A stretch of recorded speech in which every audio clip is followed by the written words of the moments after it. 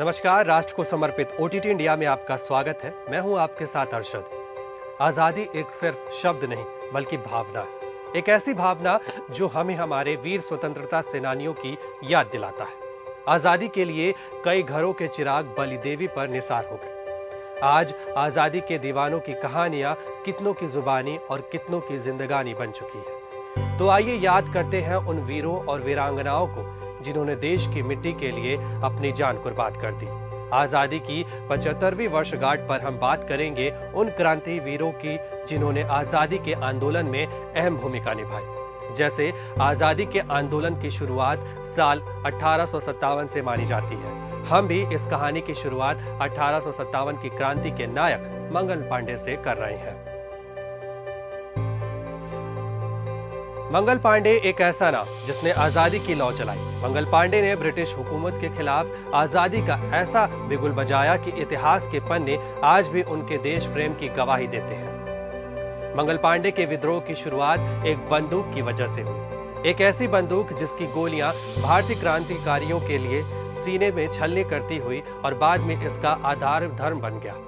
कारतूस में सुअर और गाय की चर्बी वाली बात ने विद्रोह को ऐसी हवा दी कि साल 1857 में अंग्रेजों के दांत खट्टे हो गए। हालांकि वो अलग बात रही कि इस आंदोलन का कोई निर्णायक महत्व नहीं रहा, लेकिन विद्रोह का बिगुल यहीं से फूंक दिया गया। 6 अप्रैल 1857 को मंगल पांडे का कोर्ट मार्शल कर दिया गया और 8 अप्रैल को फांसी दे दी गई।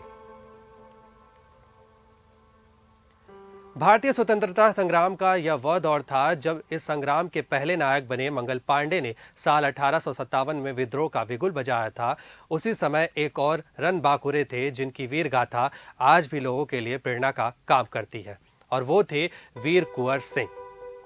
1857 के स्वतंत्रता संग्राम के दौरान बाबू कुंवर सिंह की भूमिका काफी महत्वपूर्ण थी। अंग्रेजों को भारत से भगाने के लिए हिंदू और मुसलमान ने मिलकर कदम बढ़ाया। एक बार अंग्रेजों से लड़ते हुए कुंवर सिंह की बाह में एक अंग्रेज की गोली आकर लगी, जिसके बाद उन्होंने अपनी तलवार से हाथ काटकर नदी में फेंक दिया। इस तरह से अपनी सेना के साथ जंगलों की ओर चले गए और अंग्रेजों की सेना को पराजित किया। खूब लड़ी मर्दानी वो तो झांसी वाली रानी थी। भारत में जब भी महिलाओं के सशक्तिकरण की बात होती है तो महान वीरांगना रानी लक्ष्मीबाई की चर्चा जरूर होती है। 14 साल की उम्र में रानी लक्ष्मीबाई का विवाह झांसी के राजा गंगाधर राव के साथ हुआ। रानी लक्ष्मीबाई ने ब्रिटिश सरकार के कानून को मानने से इनकार कर दिया था। मौत से पहले तक इन्होंने अंग्रेज के साथ वीरता से लड़ा। 22 साल की उम्र में ब्रिटिश सेना से लोहा लेते हुए शहीद हो गए।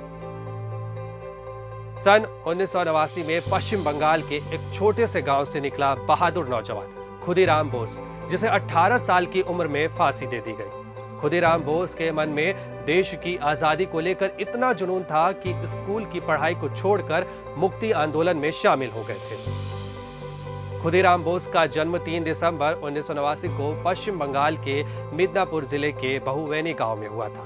इस बहादुर नौजवान को 11 अगस्त 1908 को फांसी दे दी गई थी। उस समय उनकी उम्र 18 साल कुछ महीने थी।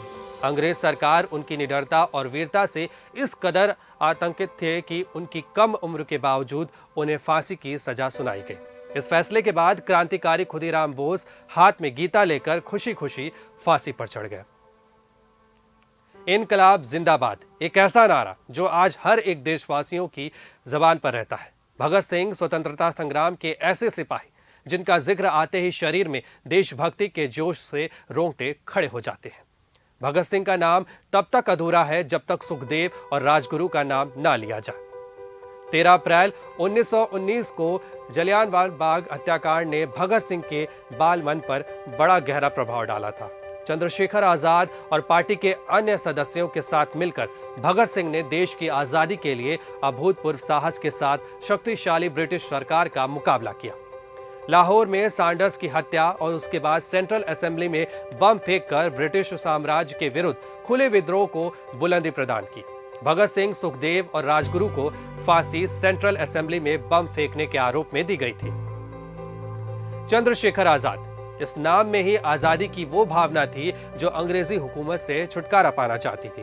आजादी की ऐसी चाहत थी कि चंद्रशेखर आजाद सिर्फ 15 साल की उम्र में ब्रिटिश हुकूमत से लड़ने के लिए आजादी की लड़ाई में कूद गए। आजाद, जिनका बचपन में नाम चंद्रशेखर तिवारी था, आजाद ने 1925 में काकोरी में ट्रेन को लूटा।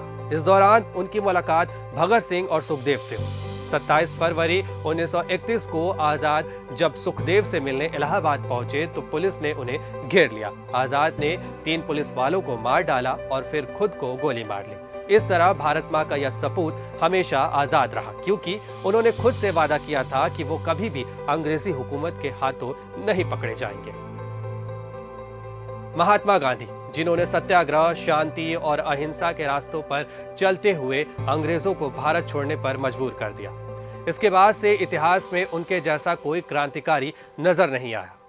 स्वतंत्रता संग्राम सेनानी महात्मा गांधी ने सत्याग्रह का नेतृत्व किया, हिंसा के खिलाफ आंदोलन किया, जिसने भारत की आजादी की नींव रखी।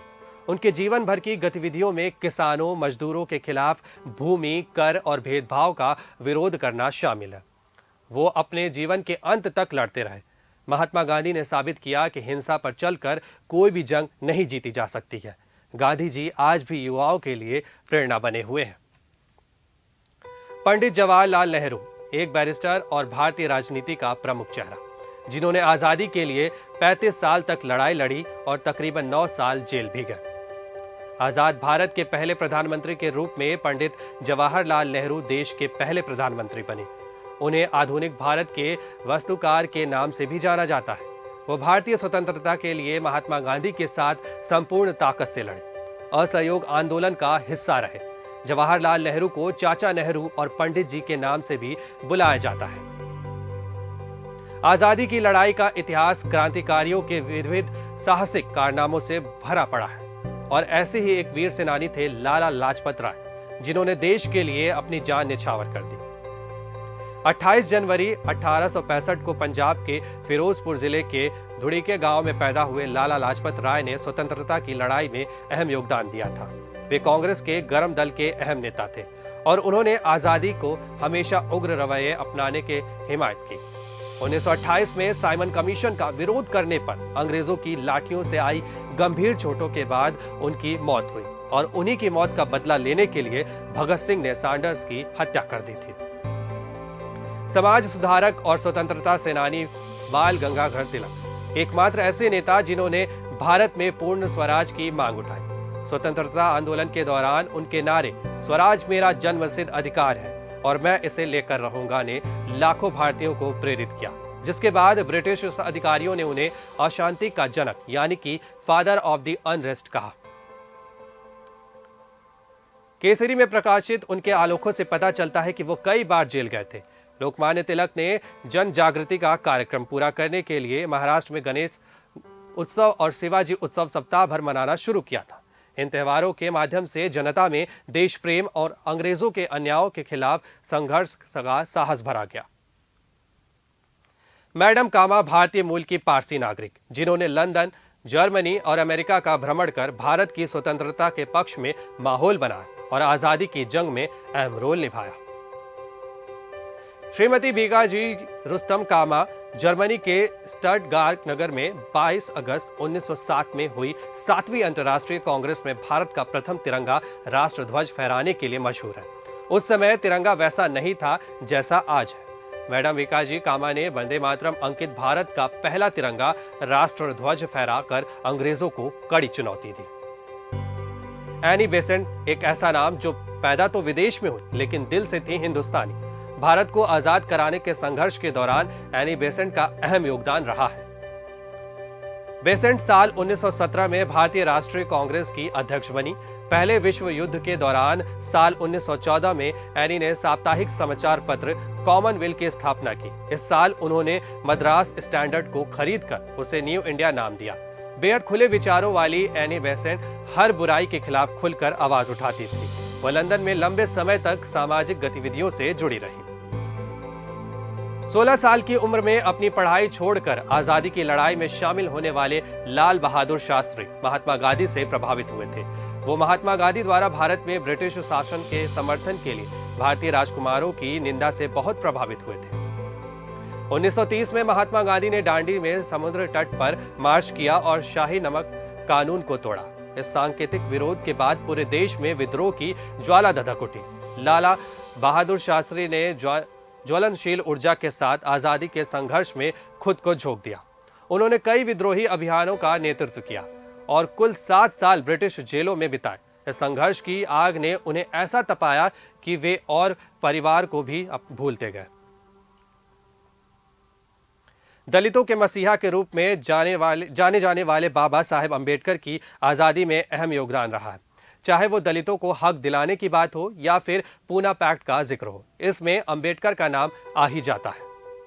बाबा साहेब दलितों के उत्थान के लिए आज़ादी के पहले से ही प्रयासरत रहे, जिसका सुखद परिणाम ये रहा कि आज चाहे पिछड़े वर्गों को आरक्षण की बात हो या फिर दलित उत्थान की, हर दलित नेता उन्हें बाबा साहेब और दलितों के संरक्षक के रूप में जानते हैं, जिन्होंने पुणे की यरवदा जेल में गांधी जी के साथ समझौता किया और वो समझौता पूना पैक्ट के नाम से मशहूर हुआ। द्वितीय विश्व युद्ध के दौरान अंग्रेजों के खिलाफ लड़ाई लड़ने वाले सुभाष चंद्र बोस, जिन्हें हम नेताजी के नाम से जानते हैं। सुभाष चंद्र बोस ने आजादी की लड़ाई में अंग्रेजों के खिलाफ जापान की मदद से भारतीय राष्ट्रीय सेना आजाद हिंद फौज का निर्माण किया। 5 जुलाई 1943 को सिंगापुर के टाउन हॉल के सामने सुप्रीम कमांडर बनकर सेना को संबोधित करते हुए दिल्ली चलो का नारा लगाने वाले सुभाष चंद्र बोस ही थे, लेकिन आज भी उनकी मौत हमारे लिए एक रहस्य है। सरोजनी नायडू एक ऐसा नाम जिन्होंने महात्मा गांधी के साथ आंदोलन करते हुए जेल भी गईं और जीवन की आखिरी डोर तक देश के लिए काम करते हुए आखिरी सांस भी ली। सरोजनी नायडू ने सविनय अवज्ञा आंदोलन में अहम भूमिका निभाई थी। ये इस आंदोलन के दौरान महात्मा गांधी के साथ जेल भी गईं। 1942 में भारत छोड़ो आंदोलन भी अहम भूमिका निभाते हुए इन्हें गिरफ्तार किया गया था। ये आजाद भारत की उत्तर प्रदेश की पहली महिला गवर्नर भी बनी थी। ये आपने उन क्रांतिवीरों की गाथा सुनी जिनमें से कई देश की आजादी के लिए हंसते हंसते फांसी के फंदे पर झूल गए, तो कईयों ने अपनी पूरी जिंदगी देश के नाम कर दी। नमन है ऐसे क्रांतिवीरों को जिनकी बदौलत हमने आजादी पाई है और पूरा हिंदुस्तान आज आजादी का अमृत महोत्सव मना रहा है।